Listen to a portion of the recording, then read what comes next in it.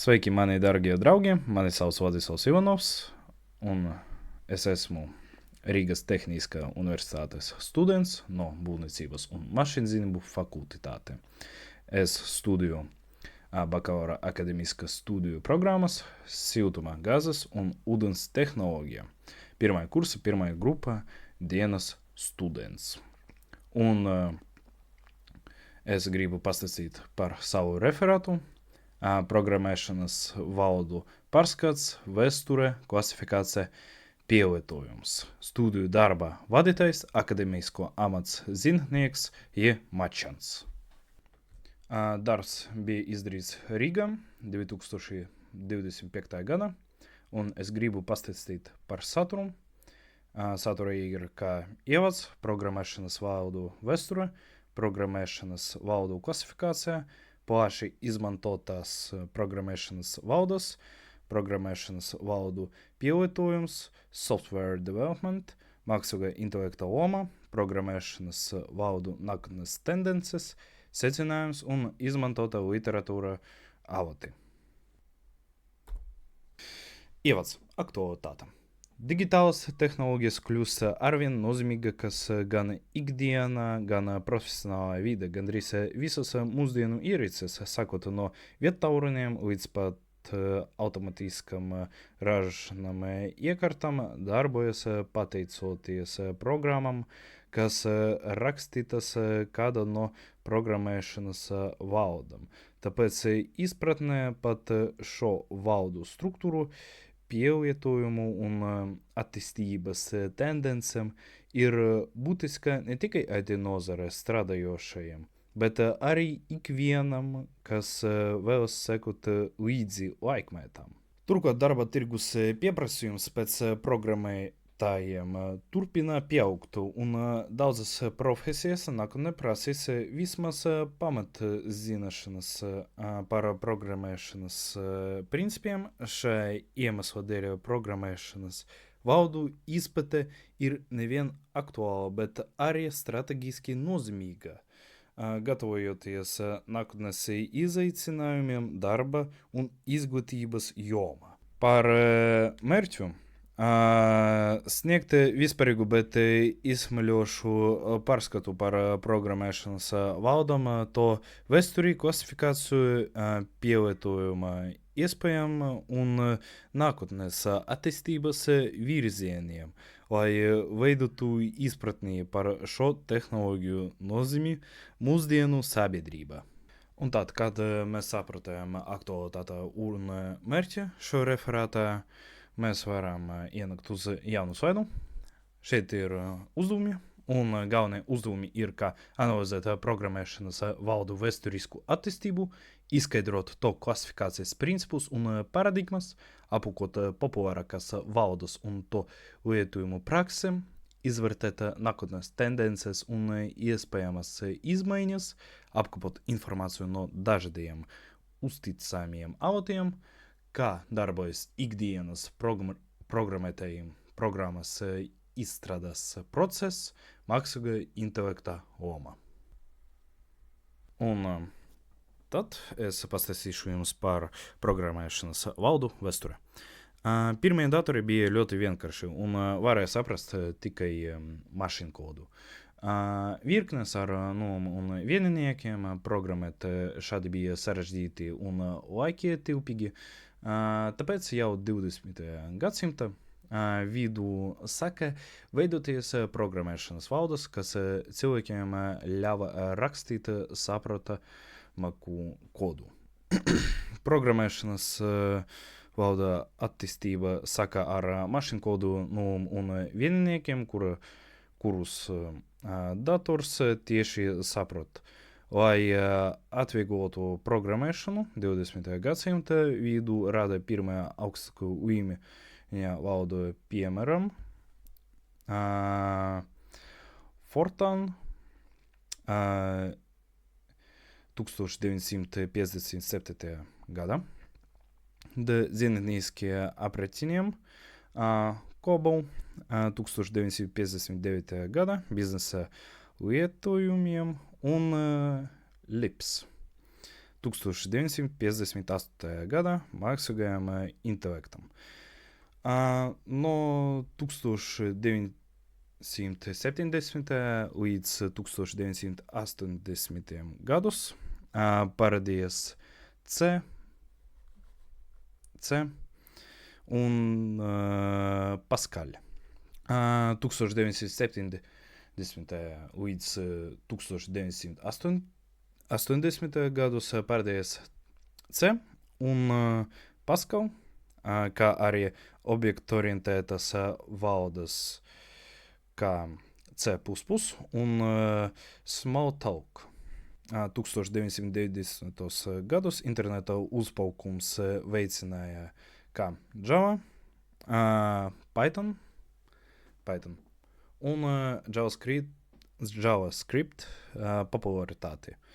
Mūsdienas populārs ir arī Rust, Go un Julia, bet, diemžēl, uz šo grafiku nav kā programmēšana valoda Julia. Tad drošas atrasu un piemērotas datu apstrādei un MI lietojumiem. Un tagad 1970. līdz 1980. gadi struktūrēta un objektorientēta domāšana.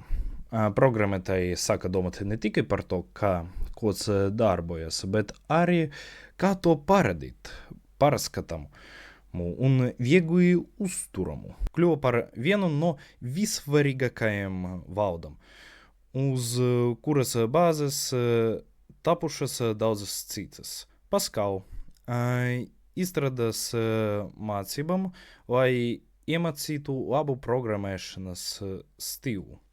Smalltalk un C++ ieviesa objektorientēto programmēšanu, kuru programma tiek veidota kā daudzu objektu kopums.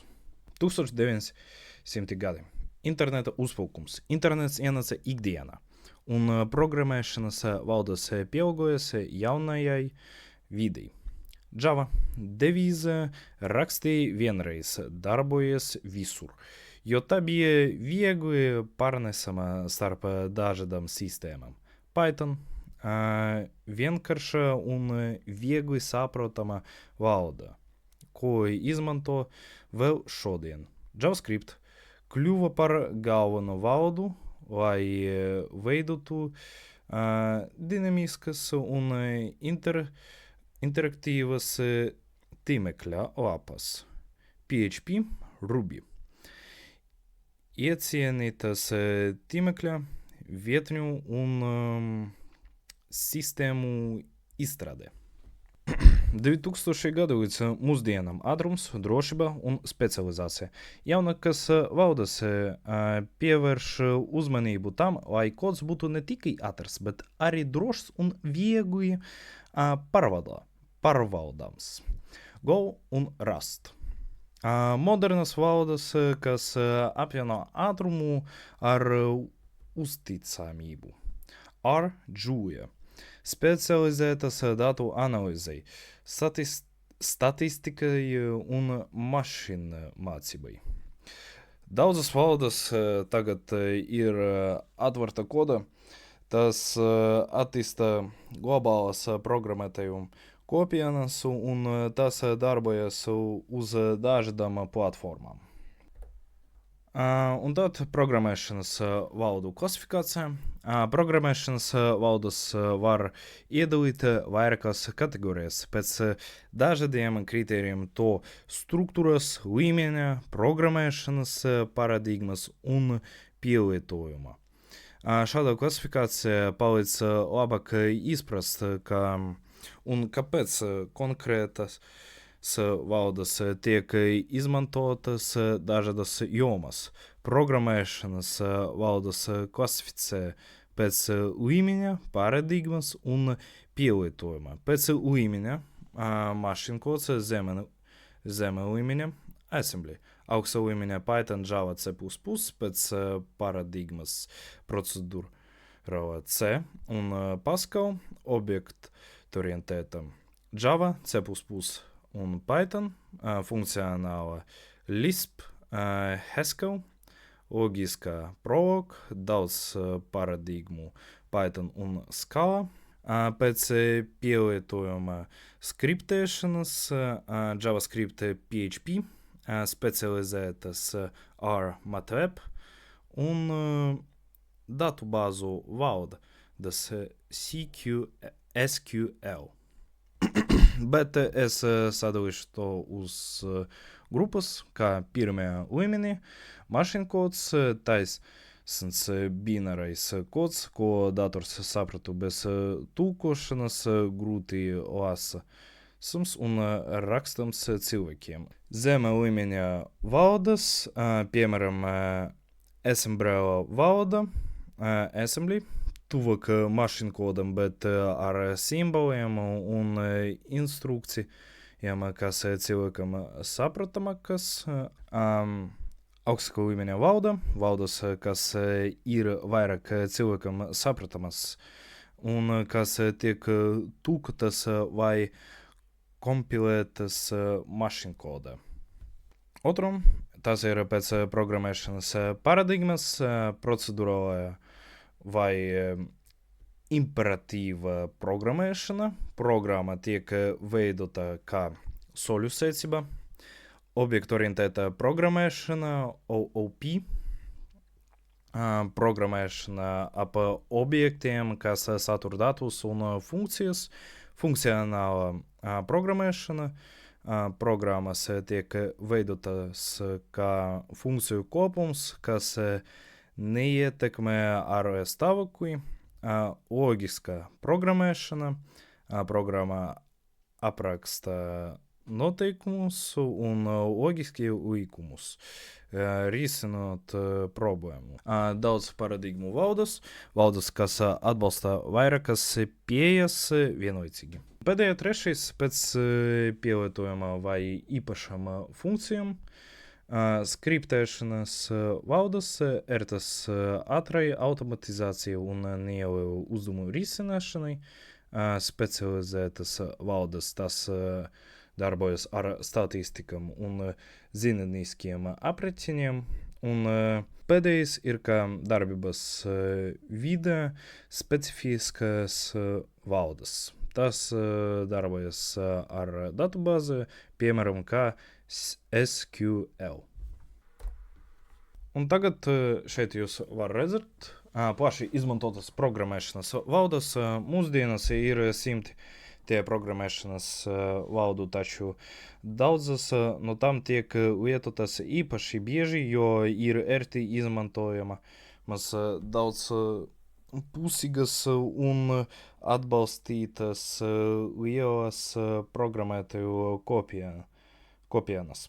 TLB indeks 2025. gada norāda, ka Python, C++, Java un C# ir populārākas valdas.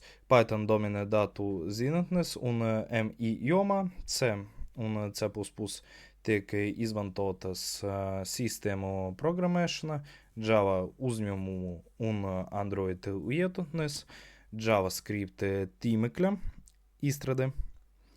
Rust un Go kļūst aizvien nozīmīgākas drošības un veikspējas dēļ. Stack Overflow 2025. gada aptauja 60% programmētāju izmanto Python un JavaScript un interese par TypeScript un Kotlin turpina augt. Un tagad, kāpēc šī 8 valdas ir plaši izmantotas? Pirmkārt, C un C++ vienas no vecākajām un visietekmīgākajām valdām.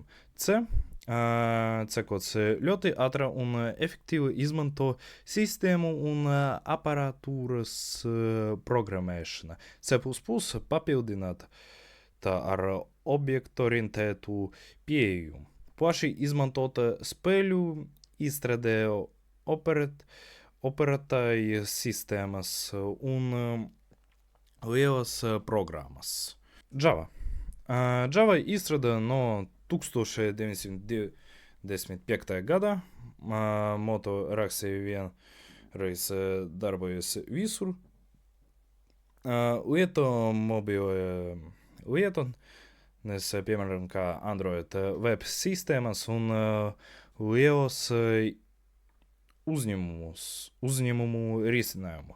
Mums ļoti stabila un droši valda. Python viena no vienkāršākajām un populārākajām valdām pasaulē izmanto mākslīgākajam intelektam, datu analīze, tīmekļa izstrāde un automatizācija.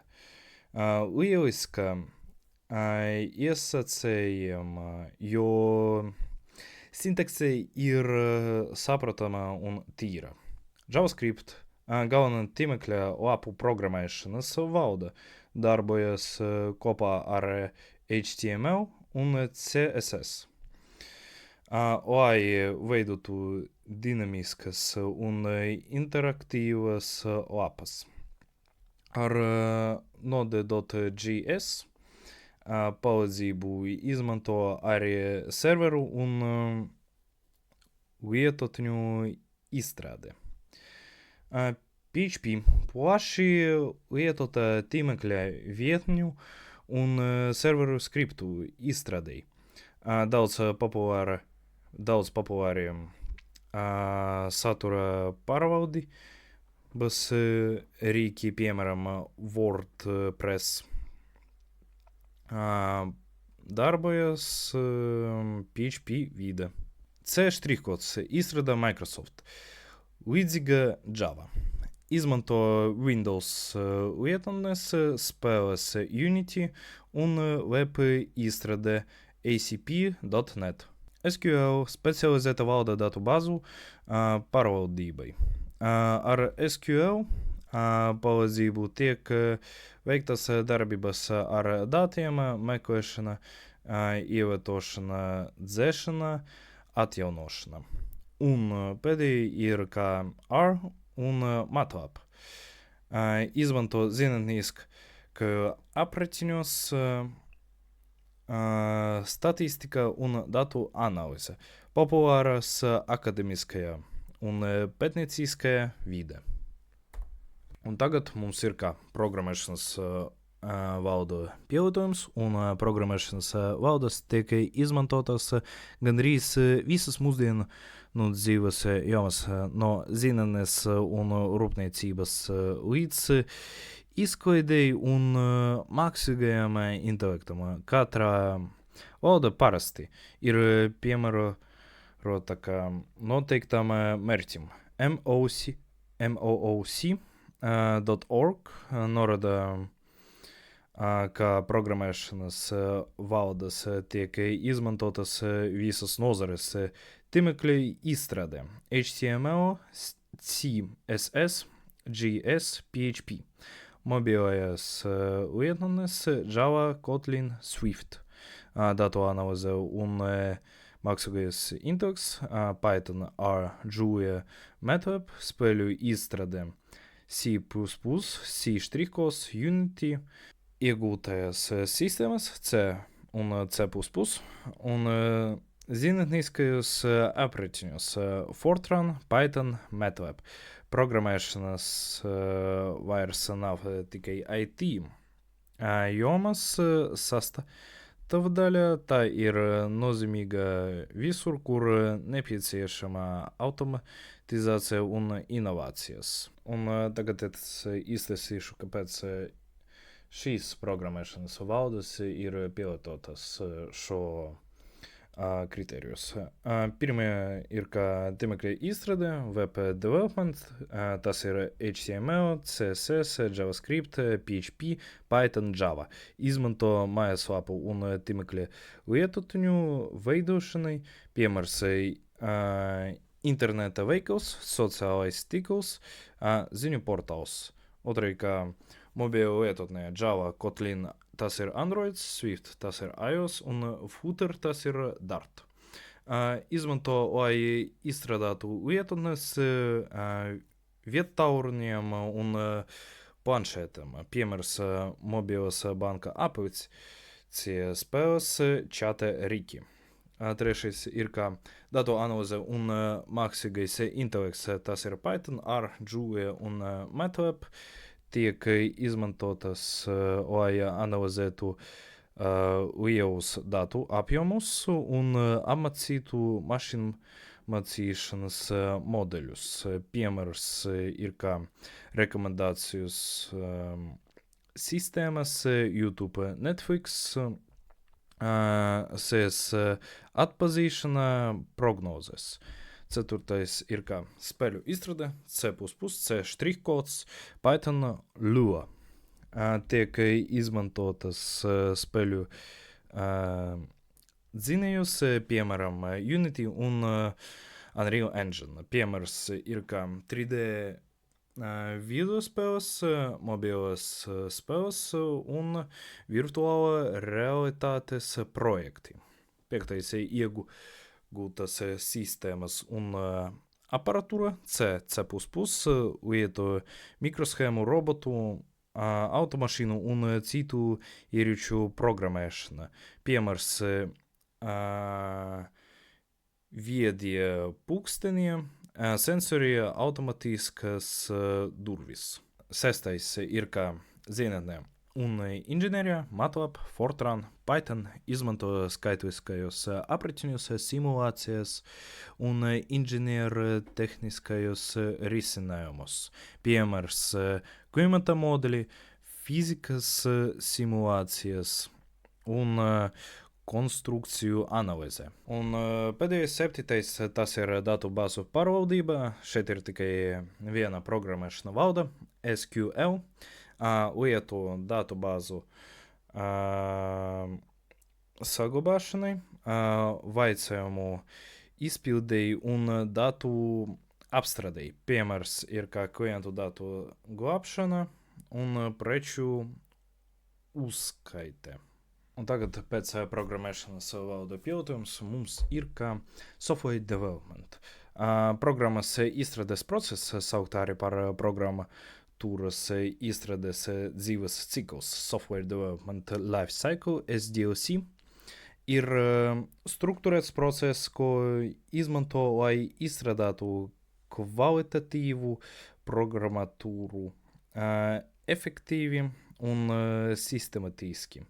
IBM definē programmatūras izstrādi kā procesu, kas aptver visu programmas dzīves ciklu no idejas līdz uzturēšanai. SDLC, Software Development Life Cycle, sastrādā no 6 galvenajiem posmiem – prasību analīze, projektēšana, izstrāde, testēšana, ieviešana un uzturēšana. Agile un DevOps pieeja parāda šo procesu elastīgāku, nodrošinot ātrāku pielāgošanos lietotāju vajadzībām un efektīvāku sadarbību komandas. Un tagad mēs apskatījām šo 6 galvenos posmus. Pirmais kā prasību analīze.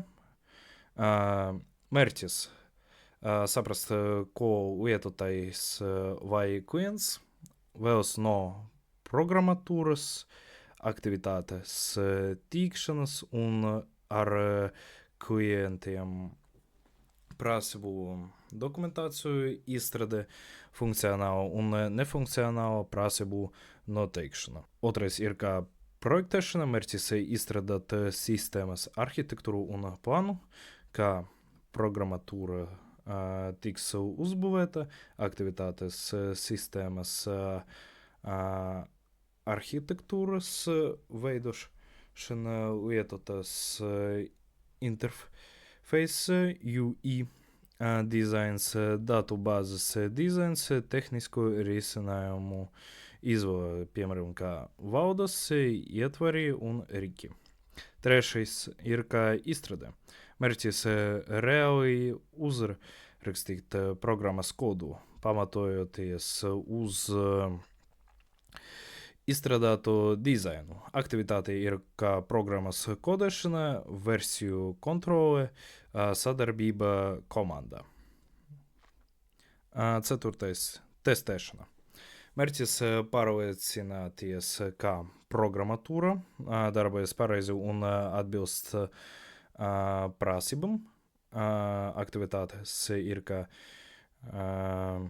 vienību testēšana, integrāciju testēšana, lietotāju testēšana un kļūdu novēršana. Piektais ir kā ieviešana. Mērķis palaist programmatūru ražošanas vidi, lai to varētu izmantot gala lietotāji. Aktivitātes programmas augšu pielāde serveriem vai izplatīšana klientiem. Dokumentācija nodrošina lietotāju apmācību, ja nepieciešams. Un tas ir viss par aktivitātēm uz 5. Sestais ir kā uzturēšana un atjaunināšana. Galvenais mērķis ir risināt problēmas, uzlabot funkcionalitāti un veikt atjauninājumus. Aktivitātes ir kā kļūdu labošana pēc palaišanas, jaunu funkciju pievienošana, sistēmas drošības un veiktspējas uzlabojumi. Un pēc software development mēs varam apskatīt mākslīgā intelekta loma. Mākslīgā intelekta MI loma mūsdienu programmatūras izstrādes procesa kļūst arvien nozīmīgāka. Tas ne tikai palīdz automatizēt dažādus uzdevumus, bet arī būtiski uzlaboja izstrādes kvalitāti, ātrumu un efektivitāti. IBM un HU universitātes pētījumi uzsver, ka MI kļūst par būtisku izstrādes sastāvdaļu. MI palīdz ģenerēt kodu, GitHub Copilot, Code Whisperer, analizēt kļūdas, automatizēt testēšanu un optimizēt lietotāju pieredzi. MI izmanto dabīgas valodas apstrādi, lai pārvērstu lietotāju vajadzības programmēšanas uzdevumus. Turklāt MI tiek pielietots ikdienas lietotnēs, no balss asistentiem līdz medicīnas un finanšu risinājumiem. Un tagad es jums pastāstīšu par lomas, MI lomas.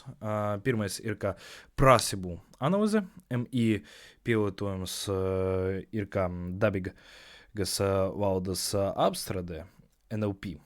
MI var analizēt klientu pieprasījumus, e-pastu, čatus, dokumentus un pārvērst tos prasības. Automātiska prasību ģenerēšana no balsu vai teksta ievades sentimentu analīze palīdz saprast lietotāju ietekmi pret esošo risinājumu.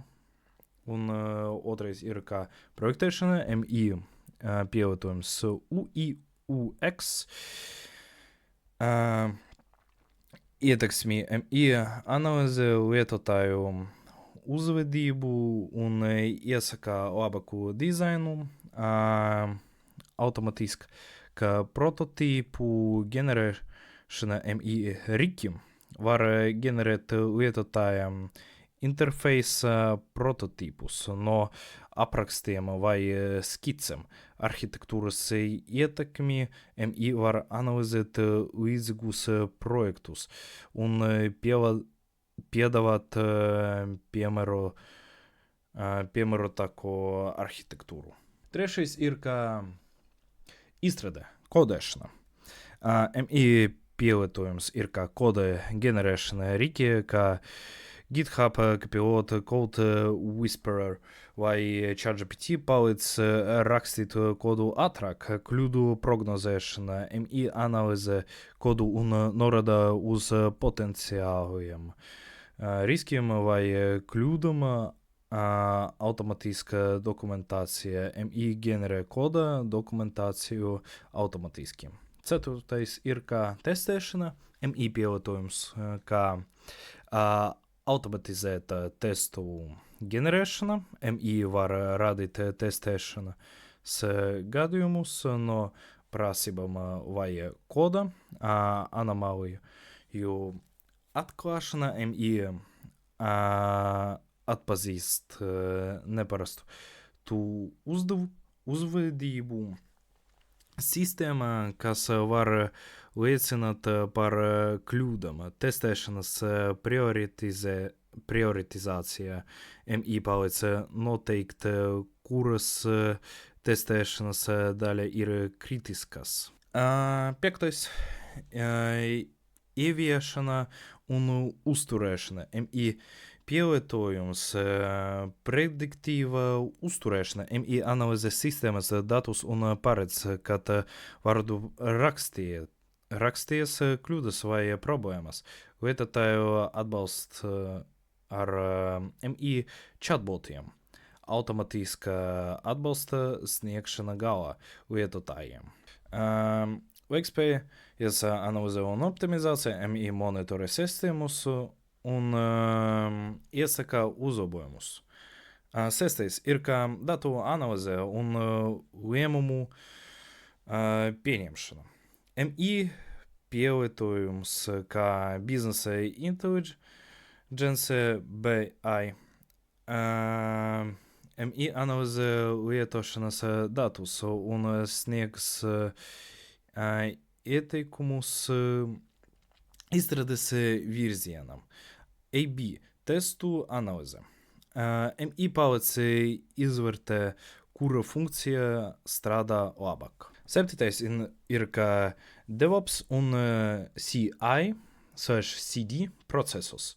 MI pielietojums ir kā izveidumu, release plānošana, MI analīze.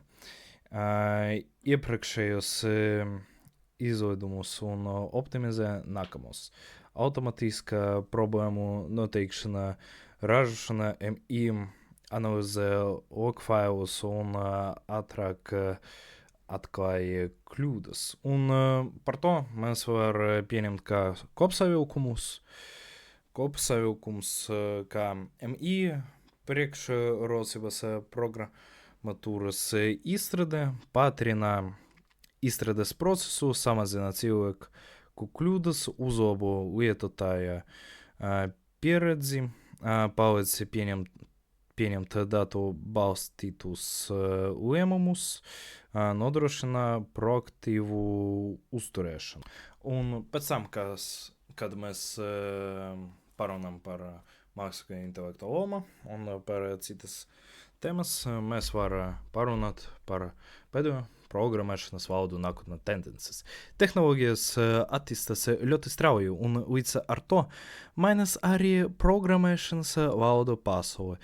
Jauna valodas tiek radītas, lai parādītu programmēšanu ātrāku, drošāku un piemērotāku mākslīgā intelekta un datu laikmetam. Flow Matters un IEEE prognozē, ka nākamajā desmitgades galvenās tendences būs drošība, vienkāršība, daudz paradigmu, valodu attīstība un MI integrācija.